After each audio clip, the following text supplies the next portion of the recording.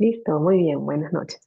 Continuando con los temas de teoría para este tercer módulo, ya estamos cercanos, próximos al examen, la próxima semana, el miércoles, tenemos nuestro último examen, y no podíamos dejar de tocar el tema de marcadores tumorales, que dentro de patología clínica pues son una herramienta fundamental y a lo largo de la presentación pues van a ver que son de suma utilidad tanto en el pronóstico, en el diagnóstico, en el seguimiento, en la terapéutica, son súper útiles. ¿Se ve la presentación? Sí, Sí, doctora. perfecto. Gracias, Camila. Bien, entonces comenzamos con algunos conceptos, ¿no? Los marcadores tumorales son moléculas, en la gran mayoría son glucoproteínas, sin embargo, ya en la actualidad pues podemos tenerlas de genes, que son producidas por células tumorales o por el propio organismo en respuesta a la presencia de un tumor. Entonces, su presencia puede ser detectada tanto en el suero, es decir, en la sangre, o en otros líquidos corporales. Y esto me va a indicar básicamente que está habiendo un crecimiento o actividad tumoral. Y es así pues que vamos a permitirnos conocer la presencia, la evolución o la respuesta al tratamiento en el caso de un tumor maligno. Los marcadores tumorales se van a, van a hacer entonces unos mecanismos a distancia, ¿no? Unas señales, indicadores que me van a poner en alerta de que existe una neoplasia. Lamentablemente, estos marcadores no son específicos. Eh, vamos a poder encontrar muchos de estos nevados en cuadros que no necesariamente pues, son oncológicos. Pueden ser situaciones fisiológicas desde un embarazo o situaciones patológicas no tumorales. Entonces, un primer dato que tenemos que valorar es tener en cuenta el cambio cuantitativo en el tiempo. Es decir, va a ser una señal de alarma cuando vamos a encontrar incrementos anormales en la concentración de los marcadores. De forma ideal, pues los marcadores nos deberían ayudar en la detección precoz, en el pronóstico, en el estadiaje, en el seguimiento, para predecir recurrencias, que tengan una elevada sensibilidad, una elevada especificidad, un valor predictivo positivo súper bueno y que sean órgano específicos. Ya, esto sería el mundo ideal. Sin embargo, nada de eso ocurre, ¿verdad? En la práctica son poco específicos, pueden aumentar en diferentes tumores y en procesos benignos, y también pues son poco sensibles en estadios iniciales. Su principal aplicación va a radicar en el seguimiento de los pacientes, tanto para detectar una recidiva temprana. Entonces, ojo, me va a ayudar ya después que yo he hecho el diagnóstico y también para evaluar la efectividad del tratamiento. Entonces, nuevamente, estadios iniciales no va, no va. Pero ya una vez diagnosticado mi paciente, aquí va a ser la principal utilidad. Podemos clasificarlos de acuerdo a su especificidad y sensibilidad. Aquellos que tienen una muy buena especificidad y sensibilidad, que pueden ser detectados, que si bien pueden ser detectados en diversas situaciones fisiológicas, pero si las descartamos y evaluamos que existen incrementos importantes, casi siempre me van a estar indicando la presencia de un tumor maligno. Y acá tenemos dos representantes, la beta-HCG, la gonadotropina corénica y la calcitonina. Hay algunos de sensibilidad y especificidad variable. Estos van a ser, por ejemplo, aquellos que tienen una sensibilidad y especificidad muy bajita en los estados iniciales, pero que en estados avanzados pues son básicamente muy clara su elevación y su presentación, ¿no? Por ejemplo, acá tenemos PSA, tenemos la alfa-fetoproteína, antígeno carcinomembranario, LCA125, LCA15-3, lenolasa neonatal específica y el antígeno carcinoma de células escamosas, entre otros. Y aquellos de muy baja sensibilidad que incluso en fases avanzadas de la enfermedad no me va a indicar que posiblemente sea un evento oncológico, ¿no? Y acá tenemos algunas enzimas, como la deshidrogenasa láctica y el cifra 21. Entonces, algunas consideraciones especiales cuando querramos valorar un resultado de un marcador tumoral. Ante la detección de un valor elevado, de cualquier marcador que sea, vamos a de tener que discriminar si es que esta elevación es por presencia del cuadro oncológico o por presencia de un cuadro benigno. Pero para eso vamos a utilizar tres puntos. La concentración sérica del marcador, tenemos que descartar esta patología benigna y realizar un control evolutivo. Son tres pasos muy importantes. ¿De qué va la concentración sérica? Pues por regla general, las concentraciones de la mayoría de los marcadores que se pueden observar en ausencia de neoplasias son usualmente moderados y generalmente muy inferiores a los que convencionalmente pues los vamos a encontrar en pacientes que incluso tienen metástasis. Entonces, cuanto mayor es la concentración de un marcador tumoral, mayor es la probabilidad de que se trate de un tumor maligno. Por ejemplo, valores superiores a 20 en el carcinoma embrionario, cuando se sabe que el valor de referencia me indica que debe ser menor de 3, 20 es exponencialmente muy alto, ¿no? Altamente posible que sea un evento oncológico. Asimismo, para el CA 125, si sé que su valor de referencia debería estar por debajo de 46 y encuentro 500, mm, ahí tenemos una banderita que nos está alertando de que posiblemente estemos en un cuadro oncológico. Segundo paso, tenemos que descartar la patología benigna. Acá, especial cuidado con los pacientes que sufren de hepatopatías crónicas o insuficiencia renal, porque son la principal causa de falsos incrementos y que pueden llegar a ser hasta moderados en los marcadores tumorales. De hecho, hay marcadores tumorales que se sabe que tienen una fuente especial de falsos positivos. ¿Cuáles son? Por ejemplo, en el caso de enfermedades dermatológicas, se sabe que el antígeno carcinoma de células escamosas lo podemos encontrar incrementado. En un paciente con colestasis, el CA 19-9 valorarlo en un tema oncológico no va a ser relevante. Y en la presencia de derrames, pues el CA 125 lo vamos a encontrar también incrementado. Entonces, más allá de estas situaciones específicas, recordemos que tenemos que tener especial cuidado en pacientes con hepatopatías y con insuficiencia renal. Luego tenemos el control evolutivo. El hallazgo de concentraciones elevadas de cualquier marcador de forma aislada tiene valor limitado. Uno es ninguno. Entonces es necesario realizar dos o tres determinaciones seriadas. ¿En qué tiempo? Con un intervalo superior a la semivida que tiene este marcador. Por ejemplo, el tiempo que tarda en que esta sustancia se depure o descienda a la mitad de su concentración. Y luego vamos evaluando los resultados en conjunto. Convencionalmente, entonces, la recomendación va a ser que por lo menos esperemos 15 días entre una medición y la otra. Y si encontramos que existe un incremento o una disminución que supera el 20%, otra banderita que me podría estar haciendo pensar en un cuadro oncológico. Si las cifras del marcador entonces sufren un incremento continuo, pues acá podríamos asegurar con bastante seguridad que es de origen tumoral. Por el contrario, si no se modifican, si se mantienen estables e incluso tienden a descender, tenemos que buscar otra patología y que posiblemente sea una patología benigna. Miren, por ejemplo, acá en este cuadro tenemos lo que sucede con el antígeno carcinoma embrionario y este falso positivo a consecuencia de un paciente con hepatopatía. Vamos a hacer más seguimiento, incluso miren, al inicio del control va a presentar valores elevados. Sin embargo, es necesario evaluarlo en el tiempo y vemos que en el transcurrir de los meses, el paciente que tiene más bien, que inició con valores relativamente normales, pero con la alta sospecha, vemos que ya en el transcurso de la evolución tiene una progresión con una elevación mayor al 20%. Pues acá sí nos va a llamar la atención. Cosa diferente que sucede en el paciente con hepatopatía. Va a fluctuar y oscilar casi entre los mismos valores.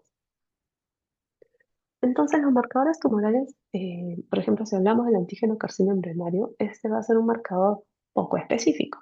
Lo podemos encontrar elevado en muchos cuadros oncológicos, miren, a nivel del cerebro, a nivel pulmonar, a nivel de vejiga, a nivel de otorrino, a nivel de tiroides, a nivel de mamas, estómago, páncreas. Entonces, acá sí prevalece el tema de que no es un marcador específico. A nivel renal, colon. Sin embargo, vamos a comentar algunos y con su especial utilidad. En el caso del antígeno carcinoma embrionario, tenemos que es una proteína de origen fetal. ¿Y para qué nos va a ayudar? Pues para cáncer de colon. ¿Pero para qué? Para la vigilancia. Vamos a ver que, pues obviamente vamos a encontrarlo incrementado en los casos de metástasis a nivel hepático, si es que, y sabiendo que su depuración es a partir de este órgano, pues lo vamos a encontrar incrementado también si es que hay lesión a nivel hepática. O como ya hemos visto, puede incrementarse en otros tipos de cuadros tumorales, pero también podemos encontrarlo en algunas patologías benignas, como cuál, la enfermedad inflamatoria intestinal, pancreatitis y enfermedades hepáticas, pero miren con valores discretos menores a 25. Y ojo que el uso de tabaco es una recomendación para valorar el resultado del laboratorio, porque puede ayudar a elevar los niveles del antígeno carcinoma embrionario de manera discreta. Luego tenemos el antígeno prostático específico. Es un nombre específico, sí. Es una glucoproteína producida a partir del tejido prostático normal y maligno. Ojo, entonces, desde acá nomás le podemos deducir que hay cuadros benignos que pueden elevar este marcador. Tiene una buena especificidad si consideramos, por ejemplo, un límite de referencia mayor a 4. Si es que, ya hemos dicho, no podemos valorar solamente un dato, un resultado. Entonces, si es que en el tiempo y en los controles anuales vemos que existe una velocidad de incremento con una diferencia mayor a 0,75 nanogramos mililitro entre un año y otro, ya lo vamos a considerar anormal. Ojo que el PSA aumenta con la edad y también su aumento nos puede indicar la extensión tumoral, es decir, ya salió de cápsula. Así que para su interpretación hay que tener presente la edad del paciente. Las causas benignas que pueden elevar el PSA, la hipertrofia benigna de próstata, las prostatitis, lesiones prostáticas, manipulación a nivel de urinaria, procedimientos como biopsia. Y entonces, en definitiva, el PSA no es evidencia de que existe una neoplasia prostática. Por lo tanto, deberíamos hacer otras pruebas, como por ejemplo la biopsia prostática, y si no es fallo, ¿no? Pero tendríamos que estar biopsiando todos los que tienen algún valor elevado para evitar someter a nuestro paciente a los procedimientos de biopsias o biopsias innecesarias. Vamos a tener que hacer un cálculo en relación al PSA libre, donde vamos a tener el PSA libre en relación al PSA total. Si tenemos que esta relación es menor al 15%, entonces aquí sí, banderita, banderita, banderita, altamente posible que estemos frente a un cuadro de neoplasia y aquí sí, este paciente va de todas maneras a realizar su biopsia. Los niveles de PSA han demostrado ser súper útiles para supervisar la eficacia del tratamiento y para controlar las recaídas, ya que su incremento tras la normalización, es decir, lo traté, volvió a cero, casi siempre pues me va a indicar que existe una recurrencia o propagación de la enfermedad. En el caso del CA-125, esta glucoproteína nos va a ayudar mucho en los carcinomas de ovario de estirpe serosa. Es sintetizada a partir de los conductos de Müller, es decir, pues, es común a trompas de falopio, endocervix y fondo vaginal, así como mesotelio, es decir, pleura, pericardio, peritoneo. Entonces, vamos a poder encontrarlo presente en diferentes cuadros. Patologías benignas como insuficiencia renal y hepatopatías que ya hemos mencionado, así como de causas ginecológicas. Sin embargo, si tenemos ya el dato del antecedente de una neoplasia ovárica y presencia de ascitis, pues con un valor, por ejemplo, de más de 900, esto nos va a dar una banderita de que posiblemente sea un cuadro oncológico. Las variaciones en los valores de este marcador nos van a aportar información, pero básicamente en cuanto a la respuesta al tratamiento quirúrgico y quimioterápico. Y nos va a ayudar con la evaluación de la aparición de recidivas, ¿no? En el caso del CA15-3, tenemos que es una glucoproteína de alto peso molecular y la vamos a utilizar básicamente para el control y tratamiento de cáncer de mama. básicamente en las formas avanzadas cuando ya tenemos una enfermedad metastásica.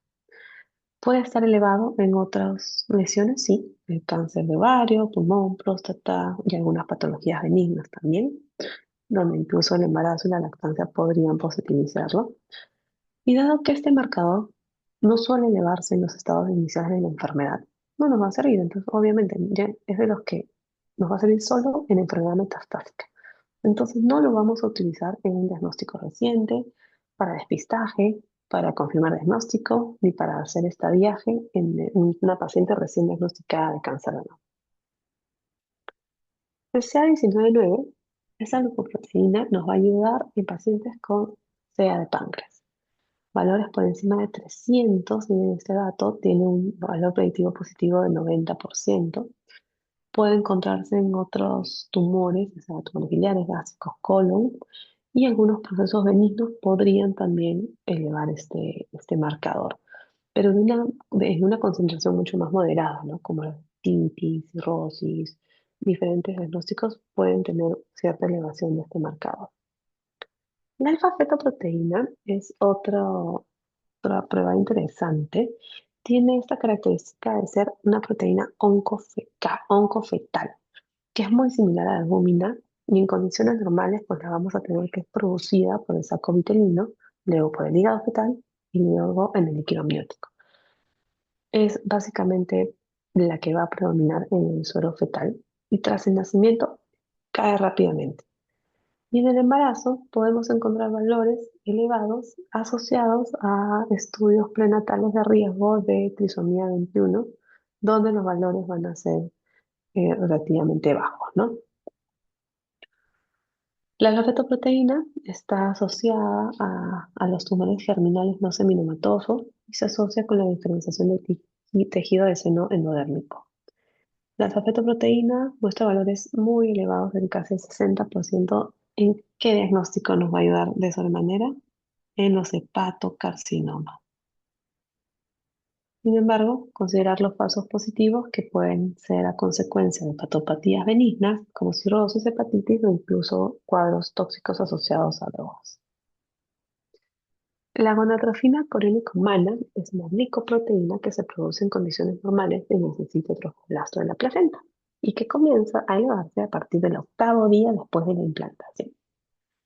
Tiene un pico máximo a la semana 10-12, siendo su valor de referencia menor de 2, no menor de 5. La especificidad es muy elevada, pero podemos tener falsos positivos en los cuadros donde hay lesión a nivel de tejido intestinal, como puede ser una úlcera gastrodenal, en cirrosis hepática, en enfermedad intestinal inflamatoria y en embarazos patológicos, ya sea el uterino o la gestación molar. La gonadotropina coriónica humana vamos a encontrarla elevada en la enfermedad trofoblástica, particularmente en el coriocarcinoma, del 100% de los casos, y en tumores germinales. Seminomas puros, algunos casos, y en los no seminomatosos, como ya habíamos dicho, básicamente vamos a estar asociando a el 80% de esto.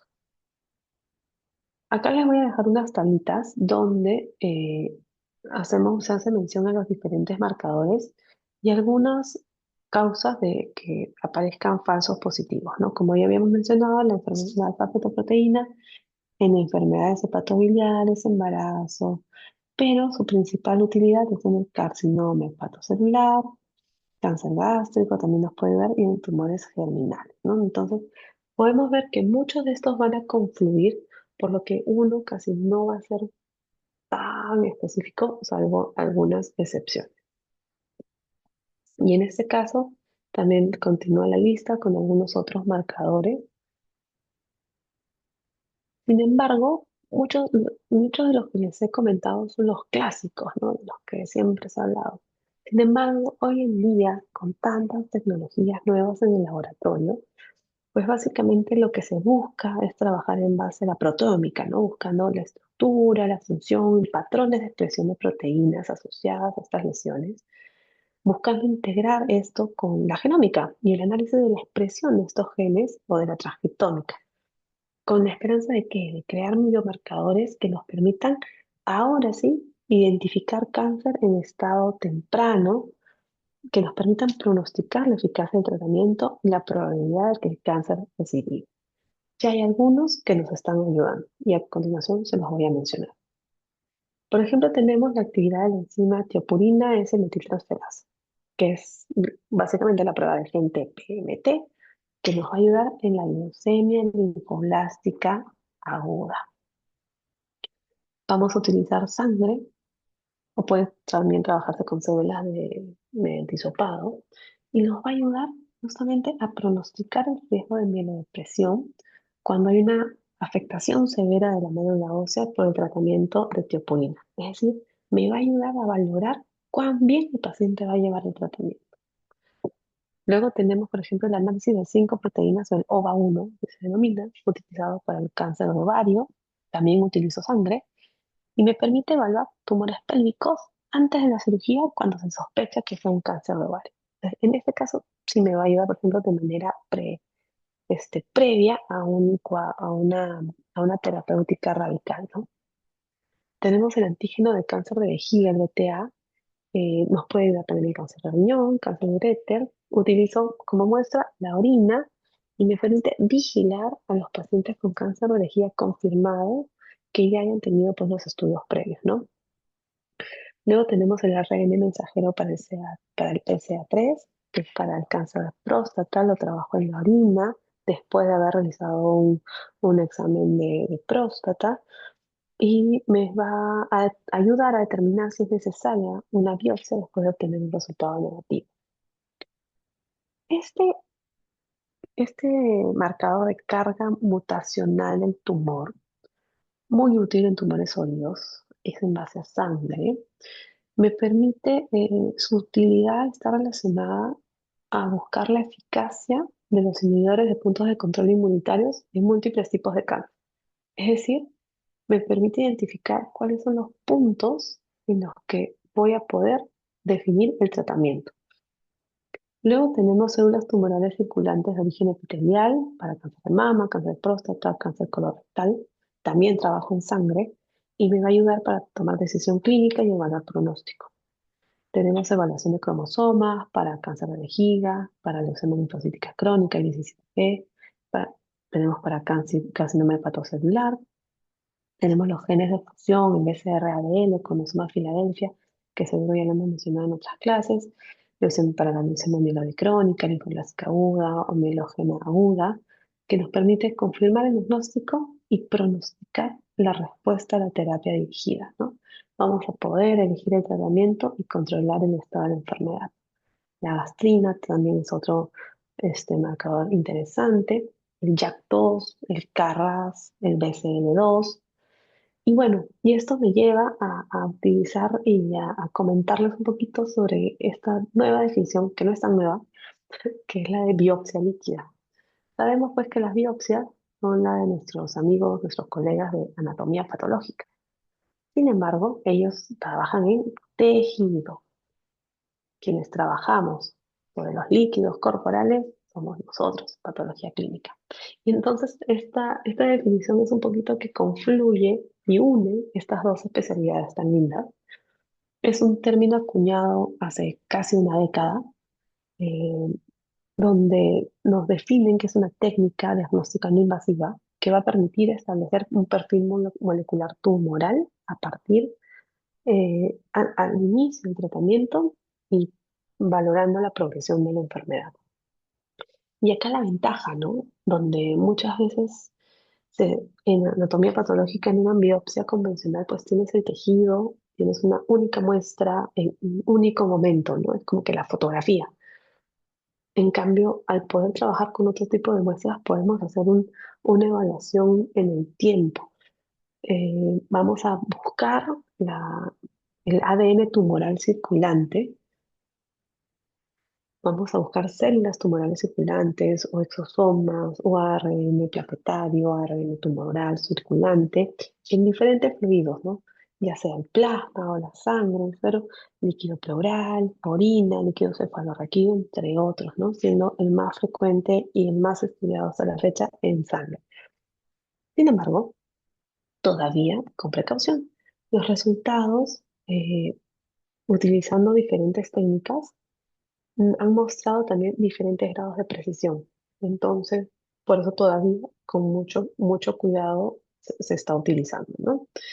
Acá tenemos a partir de una muestra sanguínea o una muestra de líquido biológico, como hemos mencionado, podemos trabajar plaquetas, podemos trabajar leucocitos, podemos trabajar pies, y a partir de esto es que vamos a buscar el ADN tumoral circulante. Podemos trabajar también vesículas extracelulares, las células tumorales, y podemos evaluar de mutaciones puntuales, amplificaciones de lesiones, translocaciones y estados de metilación. Todo esto fue un boom que, miren, fue a partir del 2014. Comenzó 2014, 2016, 2017, 2018. ¿Qué pasó? Acabó un lapsus, ¿no? Hasta el 2022 nos cayó la pandemia y esto bloqueó un poquito el tema del avance en estas investigaciones. Sin embargo, se ha retomado con fuerza y este año pues ya se ha asociado a estudios de metabolómica, a estudios de secuenciamiento de nueva generación, buscando sobre todo también correlacionar los hallazgos entre las biopsias convencionales y las biopsias líquidas, ¿no? Los hallazgos de estos estudios en sangre. Y no solamente confinados a un tipo de cáncer, sino tenemos estudios a nivel de lesiones oncohematológicas, lesiones hepáticas, pancreáticas, pulmonares. Y es que la oncología suponemos que va a tener todo un revuelo porque de lo que se espera trabajar con la biopsia líquida es poder tener mayores herramientas. El laboratorio va a poder dar muchas más herramientas al clínico para abordar desde el punto de vista de prevención, desde el punto de vista pronóstico, terapéutico. Listo. Bien. Y entonces, a continuación, vamos a seguir con lo que es sepsis. Sepsis también es un tema buenazo y ustedes ya deben saber porque ya están cerrando también M1. El laboratorio vive un montón. Entonces les voy a hacer solo un recordatorio de lo que seguro ustedes ya saben.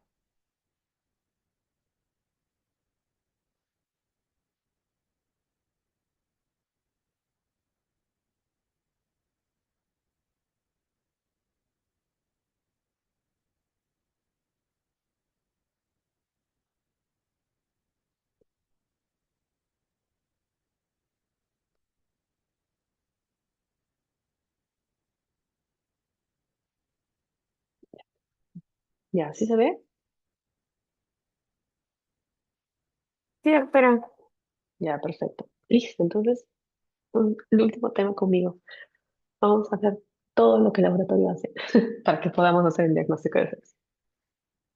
A ver, es importante saber que a partir de tomar conocimiento de la fisiopatología, hemos podido confirmar pues que la respuesta que se genera a consecuencia de una infección puede ser tan compleja y variable, va a depender del huésped y va a depender sobre todo de cómo confluyen mecanismos proinflamatorios y antiinflamatorios, ¿no? Que por un lado sabemos que nos ayudan a eliminar la infección y por otro lado tenemos que ver la recuperación de tejidos o la injuria que puede darse en órganos a consecuencia de infecciones secundarias, ¿no? Entonces la respuesta va a depender mucho del patógeno causal, es decir, del bicho que esté atacando, de su carga, su virulencia, de las características genéticas del paciente, el huésped, si es que tiene alguna enfermedad consistente o alguna condición que lo pueda mostrar vulnerable. A manera de referencia histórica, tenemos que en el 91 se juntan estas dos sociedades, el American College of Chest Physicians y la Sociedad de Cuidado Crítico, y dicen, no, ¿saben qué? Tenemos que homologar y vamos a crear la definición de respuesta inflamatoria sistémica, el SIRS. Y esta es básicamente lo que sucede cuando hay diferentes insultos clínicos severos y que nos va a manifestar el paciente con dos o más de las siguientes eh, evidencias.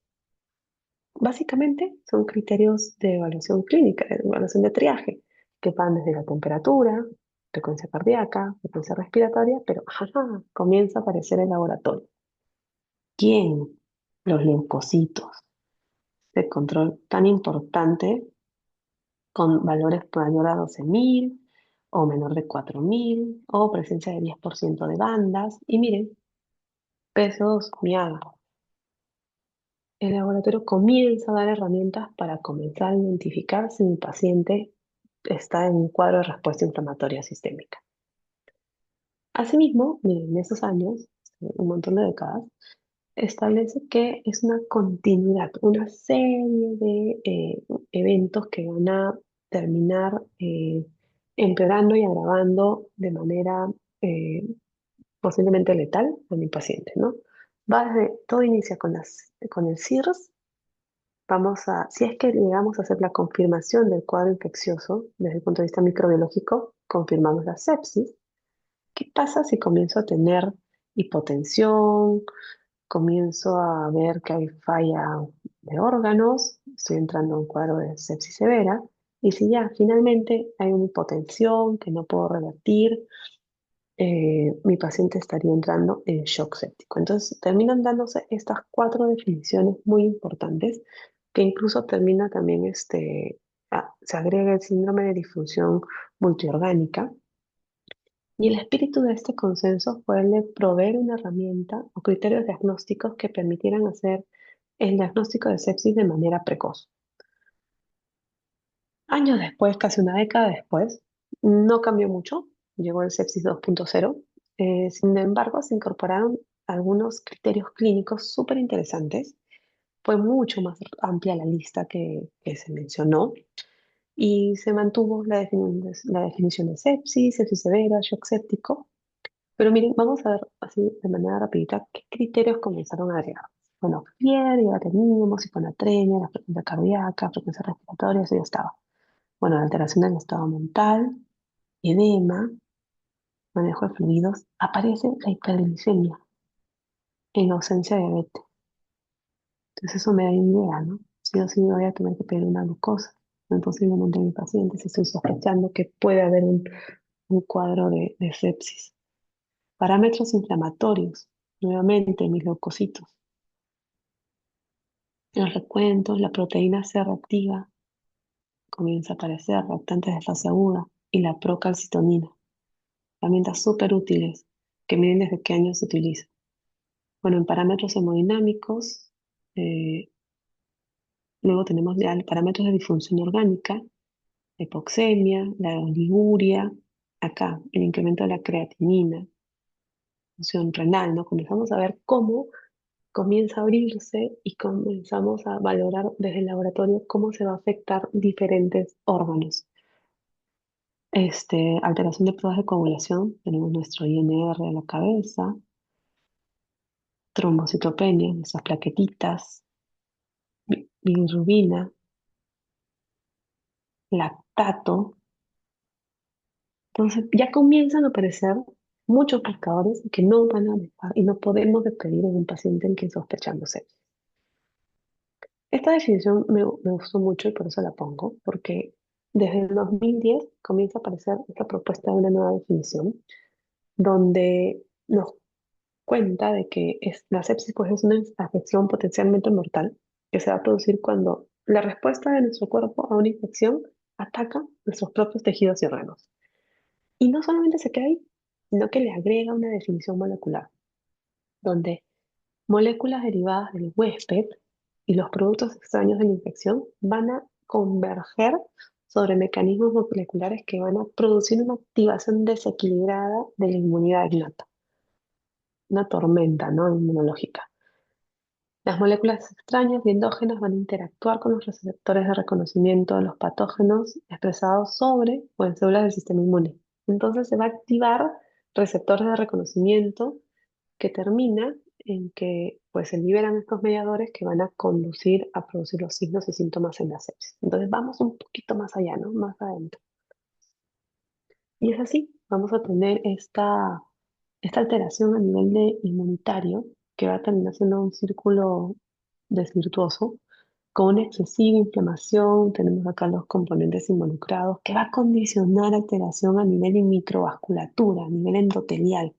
Acá comienza a aparecer el papel del endotelio, súper importante, y que me va a terminar dando las manifestaciones clínicas con falla a nivel de múltiples órganos, con afectación del sistema nervioso central, por encefalopatía, a nivel pulmonar, a nivel renal, a nivel hepático, a nivel de hematológico, y pues tenemos que condicionar la evaluación del patógeno, ¿no? Súper importante. Y acá nos va a ayudar la microbiología y también con cómo vamos a evaluar las condiciones en que está llegando nuestro paciente, ¿no? Podemos evaluar el sistema inmune de nuestro paciente, cómo es que se da, si es que tiene alguna predisposición genética, diferentes marcadores también que desde el laboratorio vamos a poder utilizar. Llegó el sepsis 3 en el 2016 y acá dijeron, eliminamos sepsis grave y nos quedamos y actualizamos lo que es la definición de sepsis y shock séptico. Sepsis es una disfunción orgánica potencialmente mortal causada por una respuesta irregulada del huésped a la infección. Aparecen estos criterios, los SOFA, ¿no? Tan utilizados, donde si encuentro más de dos o más de estos criterios, pues podría estar evaluando, estaría presente ante un cuadro infeccioso, ¿no? Pero sí o sí tiene que estar asociado a la confirmación de un cuadro infeccioso. Entonces acá encima te ayudan, te dicen, vamos a defocalizar. ¿Qué pedimos? Cultivos, siempre, cultivos. Si quiero buscar más de un foco, cultivo de secreción bronquial, de lavado bronquiolivelar para foco respiratorio. Cultivo, un hemocultivo, si es que estoy pensando ya en el cuadro séptico, es decir, el germen diseminado. Y si creo que es de origen urinario, un urocultivo, ¿no? Porque pueden hacer tranquilamente urosepsis severas, potencialmente fatales. Y dentro de los criterios del SOFA, nuevamente, no se escapan los del laboratorio. Tenemos las plaquetas, tenemos las bilirrubinas, la creatinina y la presión arterial de oxígeno o el FIO2, ¿no? Que lo tenemos con el A. Entonces, ¿cómo va a llegar nuestro paciente? Nuevamente, con manifestaciones a nivel cardiovascular, la hipotensión, que es un criterio, pero podemos evaluar con la piel moteada, ¿no? Que va a indicar alteración de la microcirculación, lactato. A nivel hepático, las bilirrubinas, las enzimas hepáticas también podemos encontrarlas alteradas. A nivel renal, la creatinina, el nitrógeno ureico, algunos otros marcadores. A nivel neurológico, pues mi paciente con desorientación. A nivel respiratorio, el AGAM va a ser de suma ayuda. Y a nivel hematológico, pues mi hemograma va a poner en evidencia el recuento plaquetario disminuido de darse el caso. Y no olvidar también, bajo el riesgo de una coagulación intravascular diseminada, pues pedir algunas pruebas de coagulación. ¿Cómo valoramos ese score? Ya ustedes lo conocen. Tenemos nuevamente las plaquetas, bilirrubinas, la creatinina, básicamente desde el punto de vista del laboratorio. Lo importante de este marcador es que me va a ayudar no solamente a decir, ah, sí, eso es una sepsis, no me va a ayudar con estimación de la mortalidad. Entonces, por eso es sumamente importante, porque de eso va a depender, porque también nosotros instalemos la terapéutica mucho más agresiva, o seamos un poquito más conservadores. Salió también otra definición, que es el Quick SOFA, que son solamente tres criterios, ¿no? La frecuencia respiratoria, alteración de la conciencia y presión sistólica. Incluso existen aplicativos, ¿no? Donde tú le pones, si tengo esto, mi paciente está en UCI, no, tiene alteración mental, sí, cuánto tiene frecuencia respiratoria 30, cuánto tiene sistólica 90, COR 3, tienes un 23% de riesgo de mal pronóstico, así que muy probable que sea una sepsis. Entonces incluso nos ayuda a poder valorar la posibilidad de riesgo. Este grupo también trabajó la definición de shock sepsis. Es una subcategoría de la sepsis, donde vamos a tener alteraciones circulatorias y del metabolismo celular, que son tan fuertes, tan severas, que pueden aumentar considerablemente el riesgo de mortalidad. Criterios, ¿cuáles son? Bueno, ya haber hecho el diagnóstico de sepsis, pero si a eso le agrego hipotensión mantenida, que requiere utilizar de manera sostenida vasopresores. para mantener una presión arterial media mayor a 65 milímetros de mercurio. Y laboratorio, un lactato mayor a 18 miligramos de cilitro o mayor a 2 milimolitros. Milimolitro usualmente es la unidad que más se utiliza, ¿no? Y todo esto en ausencia de polen. Este es el algoritmo para utilizar el Quicksofa, ¿no? Generalmente está al ingreso, luego continuamos hablando ya con el sofa, valoramos si termina siendo un shock séptico y bueno, la diferencia entre la versión 2, ay, la versión 2 y la versión 3 es que acá desapareció la sepsis severa. Sin embargo, han habido también actualizaciones sobre mi sepsis 3. Nos quedábamos con el concepto de que es una disfunción orgánica potencialmente mortal causada por una respuesta desregulada del huésped frente a una infección. Sin embargo, acá se han actualizado algunos conceptos. El foco actual ya no es la hiperinflamación, sino esta respuesta inmune bifásica, es decir, la inflamación y mi incompetencia, mi inmunoparálisis coexistente. Vamos a reconocer la importancia de la afectación a nivel del endotelio, la endoteliopatía y la disfunción de la barrera endotelial. ¿Por qué? A consecuencia de la muerte de células endoteliales, el glicocálice está dañado y también esto puede condicionar la presencia de microtrombosis. Se incorpora este concepto de que la sepsis es una emergencia donde cada hora de retraso en el tratamiento antibiótico aumenta la mortalidad un 4 a 7%. Es terrible. El SOFA sigue siendo nuestro estándar de función orgánica y el Quick SOFA solamente es para screening, es decir, el paciente cuando llegó por emergencia, no cuando ya lo pasé a UCI. Nuevamente, más o menos acá tenemos, ya me decía las referencias, que el riesgo, no, acá es en relación al riesgo de muerte, ¿no? Se incrementa cada hora en que yo demoro el tratamiento. Y el 80% de las muertes por sepsis se pudieron haber evitado con un diagnóstico rápido y la instauración de un tratamiento precoz. Diagnóstico rápido. Llamemos al laboratorio. Algunos conceptos, pues sabemos que la sepsis afecta de manera desproporcionada en los dos extremos de la vida. Tenemos a los niños menores de 5 años y a los adultos mayores. Y en países en desarrollo como el nuestro, tenemos otras patologías incluso que podríamos tomar en consideración y que podrían llevar a nuestros pacientes a desarrollar sepsis, como pueden ser la malaria, el dengue, el HIV y la tuberculosis, que tienen un rol relevante.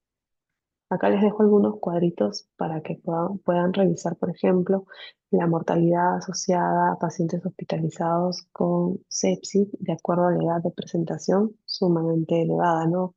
El riesgo de mortalidad en los pacientes adultos mayores. De acuerdo, las hospitalizaciones de acuerdo al patógeno, vemos que en el último tramo de la vida las infecciones bacterianas son las que se llevan eh, el especial porcentaje y en pacientes pediátricos coexisten tanto las virales como las bacterianas. Entonces es súper importante también, por ejemplo, revisar que se identifica un patógeno en aproximadamente el 60-70% de los casos, que es relativamente poquito. Bueno, ¿qué hacemos con ese 40-30% a ciegas? Y el porcentaje lo vamos a poder aumentar a medida que tengamos otras herramientas diagnósticas como pueden ser plataformas moleculares, ¿no? ¿Qué es lo convencional? En el caso, por ejemplo, si es que voy a hacer mi diagnóstico de infección, puedo pedir desde mi examen completo de orina, donde voy a valorar, pues, ¿se acuerdan del examen completo de orina? Que me decía que había un cuadro de infección urinaria, era la leucocituria, los nitritos, puede ser esterasa leucocitaria, la presencia de gérmenes, eso básicamente. Podemos trabajar también sí o sí el hemocultivo antes de iniciar el tratamiento. Y existen dentro de las metodologías convencionales algunos medios de cultivo, por ejemplo este que es el Cromagar, donde en menor tiempo, pero no tan rápido como una prueba molecular, puedo tener la identificación de la especie. Sin embargo, no voy a tener el antibiograma, entonces como que tampoco nos va a ayudar. Ahí tendríamos que trabajar mucho con el mapa microbiológico del hospital, ¿no? La causa más común es la infección bacteriana, seguida de infección fúngica, infección viral, pero la incidencia de sepsis viral puede aumentar drásticamente en pandemias, como ya lo hemos experimentado en el temido SARS-CoV. Entonces, desde el laboratorio tenemos un montón de herramientas, ya las hemos ido mencionando, y todas estas nos van a ayudar para valorar a nuestro paciente. Recordamos, más allá de los mecanismos fisiopatológicos de la sepsis, donde van a confluir los mecanismos inflamatorios, trastornos de coagulación, con la disfunción a nivel multiorgánico, el endotelio del que hablábamos y un cuadro de vasodilatación permanente en nuestro paciente, ¿qué biomarcadores puede encontrar para valorar justamente estos espacios? Marcadores inflamatorios, marcadores que me permiten evaluar factores de coagulación o el estado de coagulación de coagulopatías, vasodilatación y alteraciones a nivel de endotelio. Muchos de estos son marcadores que todavía están en investigación, pero seguro van a poder reconocer algunos que sí los utilizamos en el laboratorio de rutina. Y este grupo interesantísimo, que es el que me va a permitir valorar la disfunción orgánica, ¿no?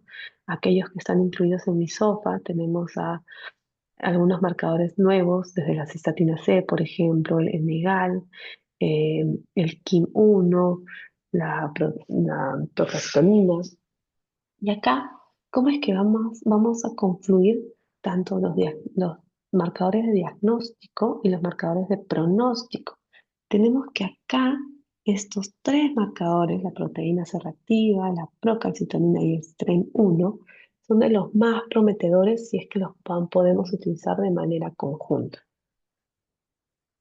Vamos a hablar de alguno de ellos, la proteína C reactiva, llamada así por su capacidad de precipitar el polisacárido C, ¿de quién? De Streptococcus pneumoniae, en presencia de calcio.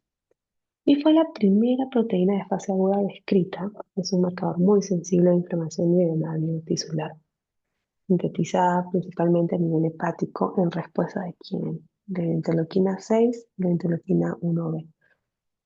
Esta proteína activa el sistema de complemento y estimula la actividad de plaquetas, monocitos y células endoteliales. Convencionalmente pasa indetectable y se va a incrementar en procesos infecciosos, inflamatorios, traumáticos y neoplásicos, es decir, poco específica, ¿no? Luego de un estímulo inflamatorio, la concentración de proteínas reactiva aumenta rápidamente en las primeras 4 a 6 horas, alcanzando un pico a los 2 días, que nos va a reflejar básicamente la extensión de la lesión. Pero ¿cuál es la ventaja? Que una vez que el estímulo desaparece, sus niveles disminuyen también rápidamente y en menos de 18 horas de un día, 18 horas, vamos a tener que estos valores van a disminuir. Sin embargo, acá viene la diferencia. Esto es en un cuadro agudo, ¿no? En un cuadro En un cuadro crónico, acá vamos a tener que valorar pues, procesos inflamatorios como artritis reumatoidea, tuberculosis, neoplasias. Podemos tener enmascarado elevaciones mucho más persistentes de la proteína C reactiva. Entonces, es un marcador valioso en la identificación rápida de la sepsis, tiene un alto grado de sensibilidad, pero la especificidad, ya hemos mencionado, está restringida.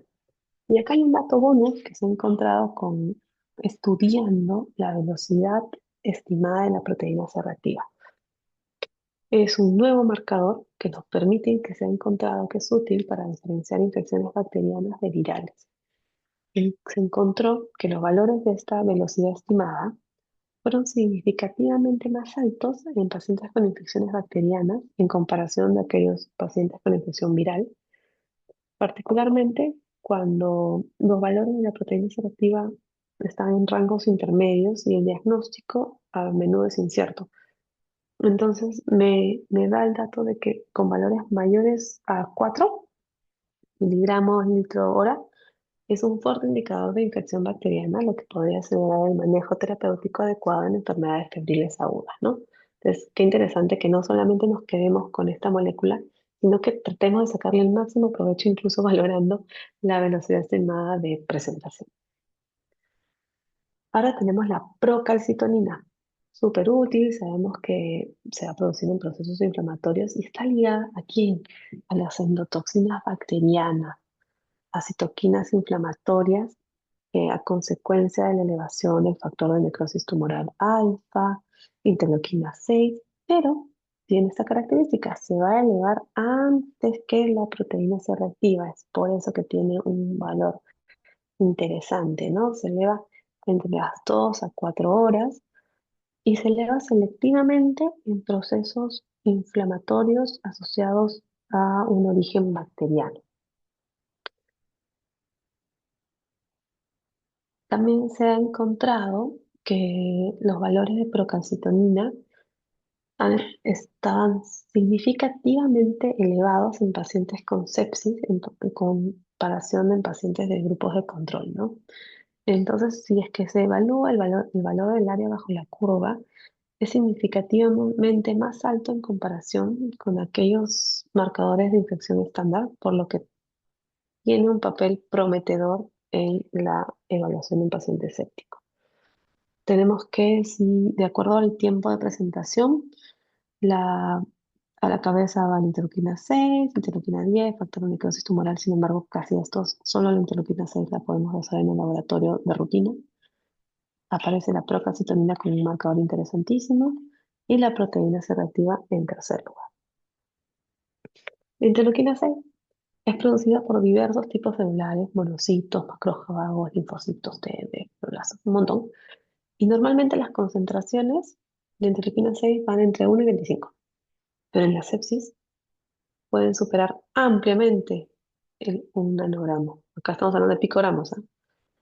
Los principales estímulos para su síntesis y liberación van a ser las infecciones ah, por ciertos microorganismos, particularmente virus, bacterias a partir del contacto con el lipopolisacárido bacteriano y algunas otras citocinas, ¿no? La interleuquina 1, factor de necrosis tumoral alfa y el factor de crecimiento derivado de plaquetas. Esta interleuquina 6 es una citocina pluripotencial. ¿Y por qué decimos pluripotencial? Porque tiene actividad tanto proinflamatoria como antiinflamatoria. Es decir, promueve la diferenciación de linfocitos, es decir, la producción de inmunoglobulinas a partir de las células B, se inhibe la secreción de citocinas proinflamatorias a consecuencia como la del factor de necrosis tumoral alfa, interleuquina 1. Entonces, por este lado, estamos con las acciones antiinflamatorias. E incluso aumenta el cortisol para ayudar a controlar la respuesta inflamatoria. Pero ¿qué pasa? También es la principal estimuladora de la producción de la mayoría de las proteínas de fase aguda. Ya las hemos mencionado. La proteína C reactiva, la célula plasmina, tolobina, ferritina, algunas proteínas del sistema de complementos necesitan de la interleuquina 6 para activarse, para elevarse. Asimismo, junto con la interleuquina 1, el factor de necrosis tumoral alfa, interferón gamma, es un regulador importante de la termogénesis corporal. Es decir, actúa también en el papel de los pirógenos endógenos y esto está ampliamente es responsable de la presencia de la fiebre. La interleuquina 6 tiene un papel importante también en el caso de las anemias de enfermedades crónicas. A partir de esta molécula, de la lepsidina, induce su producción a nivel del hígado, que va de la mano con la inhibición de la absorción intestinal a nivel del duodeno. Y así es como tenemos, pues, sumándole algunos de los marcadores, tenemos la interleuquina 6 a la cabeza, tenemos el factor de necrosis tumoral alfa, la proteína C reactiva, la procalcitonina y el estreno. El estreno es una molécula interesantísima que luego comentaremos. El lactato es un metabolito de la glucosa que está producido por tejidos corporales en condiciones de suministro insuficiente de oxígeno. Entonces, ya sabemos, en la sepsis hay cambios microvasculares hemodinámicos que van a afectar la adecuada perfusión y por ende la oxigenación tisular. La deficiencia progresiva de sustratos energéticos va a contribuir a alterar la función de los órganos. Y a mayor número de disfunción, pues peor el pronóstico asociado a la sepsis. La concentración de lactato en sangre convencionalmente va a estar por debajo de 1. Sin embargo, si encuentro valores mayores a 2 milimolitros, básicamente se haciendo un diagnóstico de shock séptico. ¿Qué es lo que se sugiere? Tenemos dos pilares, ¿no? Por ejemplo, si es que queremos valorar la parte hemodinámica, el lactato es súper útil. Y si quiero valorar, por ejemplo, la asociación, marcador asociado a la presencia bacteriana, presencia de infecciones bacterianas, pues tenemos los cultivos y la procalcitonina. Lo que se recomienda es la utilización conjunta de estos biomarcadores, que no solamente van a ser diagnósticos, sino también como de gravedad. Y tenemos a la cabeza la procalcitonina y el lactato, que van a aumentar la especificidad y el rendimiento pronóstico. Y esto es lo que conocemos como la sinergia de los biomarcadores, es decir, se potencia. Y ello ocurre especialmente en quienes, en aquellos pacientes en donde las manifestaciones clínicas pues, no son tan evidentes, como puede ser el grupo de ancianos, inmunodeprimidos, enfermos renales o pacientes diabéticos. La presepsina es otra herramienta, es la forma soluble de la proteína CD14 que va expresada en la membrana de los monocitos y los macrófagos. Se libera a la circulación después de unirse a un lipopolisacárido y se va a activar el TLR4. Y esto va a darse a consecuencia de la unión a microorganismos. Entonces, en presencia de una infección sistémica, las concentraciones rápidamente van a aumentar y van a provocar como cascada la activación de monocitos y macrófagos.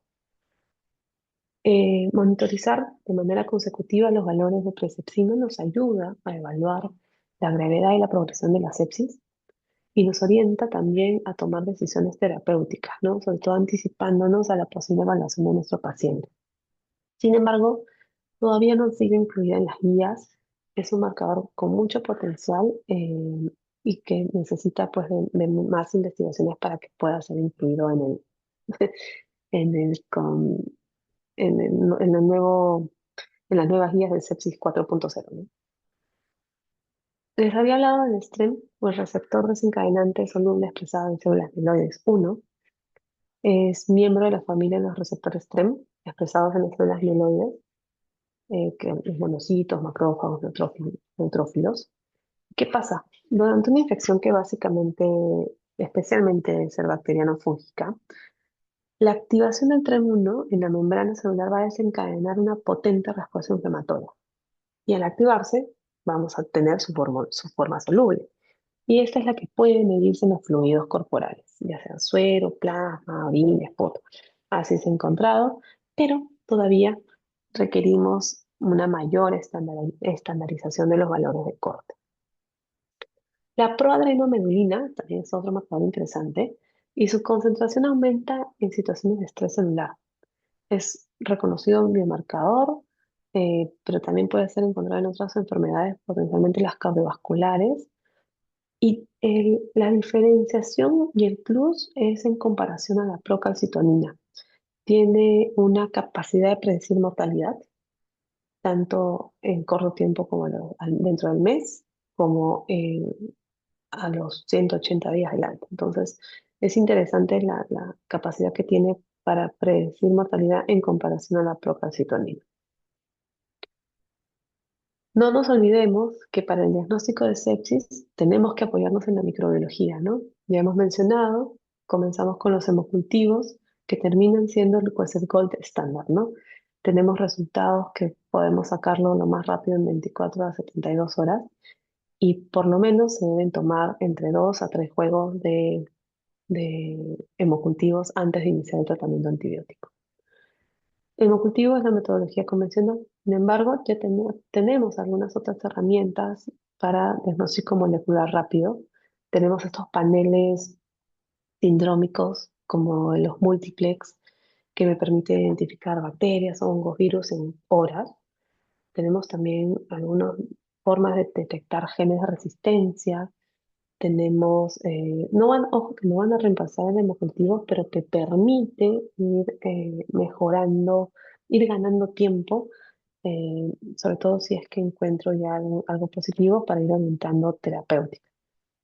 Otra herramienta importante es la de Malditos, después de tener un hemocultivo positivo generalmente, y en algunos sitios seguro, ahora en la visita que van a realizar mañana, pasado el jueves en ROE, van a ver que tienen Malditoff y van a ver toda una secuencia súper interesante con la que trabajan los cuadros de sepsis y con hemocultivos positivos. Todos los hemocultivos positivos pasan sí o sí al Malditoff, donde se encuentra en menos de 15 minutos eh, en la agente patógeno, y con esto reducimos un montón el tiempo de diagnóstico. Y también se puede utilizar algo de metagenómica, ¿no? Estudios de secuenciación de nueva generación en aquellos pacientes donde no tenemos un foco claro. Sin embargo, todavía es costosa y lamentablemente todavía está confinada a investigación en algunos centros de referencia. Como conclusión, para ir cerrando, pues tenemos que el laboratorio entonces va a tener un papel fundamental en tres niveles, ¿no? En el diagnóstico precoz, somos, tenemos que darles a ustedes las herramientas para que puedan tener la identificación y un antibiograma completo en el menor corto plazo. Podemos apoyarnos en biomarcadores también y en los parámetros inflamatorios que hemos mencionado. ¿Cómo vamos a evaluar la disfunción orgánica? Apoyémonos también en todo lo que ya nos ha hablado el SOFA, ¿verdad?